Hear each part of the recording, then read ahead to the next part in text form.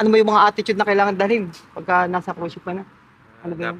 Dapat medyo pakumbaba tayo. Kung ano yung first position na alam naman natin, starting pa lang tayo na ibigay sa'yo, accept mo lang.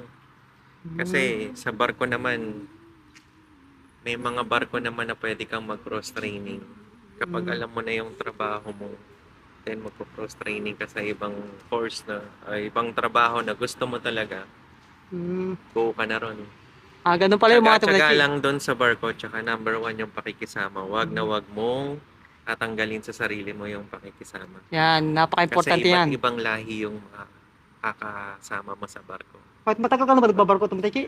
5 years pa lang po. Ayan, medyo matagal-tagal na po, 5 years pa lang pala si Tomodachi. Kaya yan napaka-importante po yung sinabi ni Tomodachi, pagpapakumbaba. Kagaya po lagi kong sinasabi, mga Tomodachi, pasensya ang baunin pagsakay ng barko. Sa